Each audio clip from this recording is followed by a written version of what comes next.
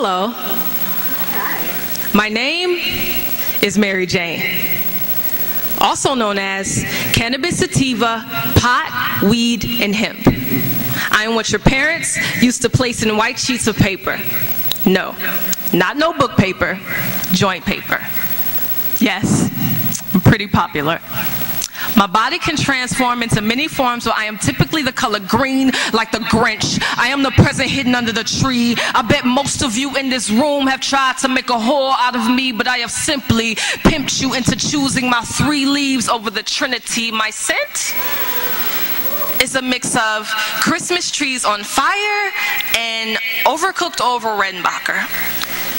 When most people meet me, they break me into pieces and discard my seeds, laying me to rest in a swish of sweet-colored casket. The flick of a lighter ignites me, conjuring up my spirit to make its way into yours. I am nothing more than commercialized voodoo, and you are my Harry Potters. You know?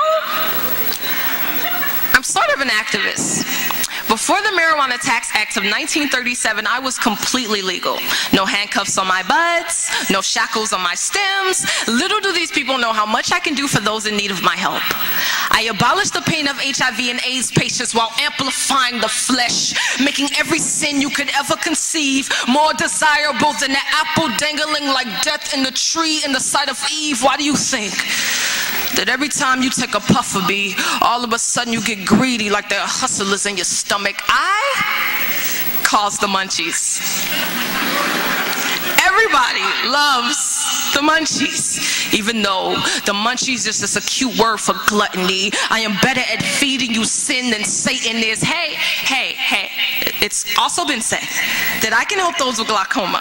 Everybody has the right to see, right? Take one hit of me and watch your eyes become x-rays, addressing every person you see, help you rape, fornicate, and sodomize men and women with your blinks. Lust is simply a sin-laced side effect that comes along with me, and it's funny that those that allow lust to take control in the Old Testament got stoned to death. Go figure. That's the reason why your eyes are the color of red rum when you are drunk off me. I am a murderer in disguise, but nobody dies from weed. The leading cause of preventable death in the U.S. is tobacco. Not me, but your idolatry of me is killing you soft and slow like the Fugees on repeat. You consistently esteem me over the author of your breath. You breathe in my satanic love when you are thirsty for comfort and peace. When you are lonely, you let me sing you lullabies with my lies. When you are hurt, you cry while feasting on my pipes and bongs. You and your friends can't seem to see the suicide you commit every time you do a shotgun. Whoa.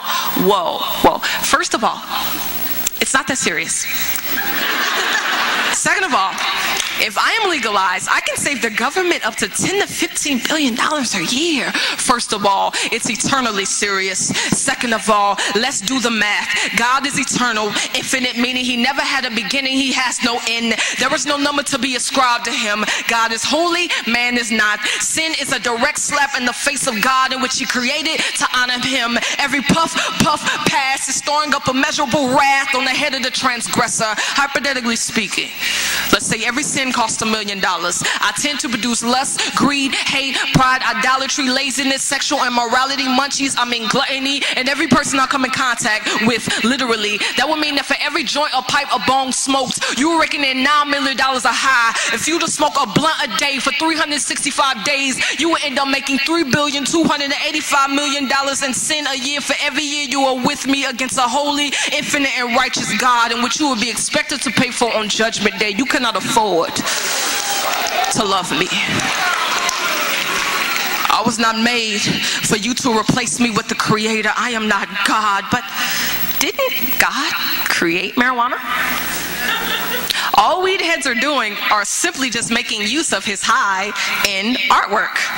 So we should apply that concept to everything God created. Child molesters shouldn't be penalized because they are simply making use of children through forced intercourse, right? Until the earth is flung through the sky, I will continue to justify my lies by helping you pervert the true purpose of my conception. The truth is, I cannot help you. I cannot cure you. I cannot give you peace and joy. I cannot comfort you. I am only temporary. Can't you see I am as fickle as a schizophrenic therapist? I make you feel good for 15 to 30 minutes and then I leave you with the same emotions you had before I came, because I know you will come crawling right back to me. How desperate can you be? I hit you and quit you every time you smoke me. You made me into your master and you willingly became my slave. The evidence of your bondage to me is in the cotton growing inside of your mouth every time you kiss me. Don't you see? We are not made for each other. A lot of you know me this way, but not many of you know the real me. This is the real me. This is reality. I am more than Mary Jane. I am the resurrected Jekyll and Hyde, and there are two faces to every Hyde. I am either extremely evil or wonderfully good, and what is good can seem evil, and what is evil is excellent and looking good. Which side of me you want to believe is for you to choose. Lovers of me may not die from lung disease, but they will all suffocate on deception.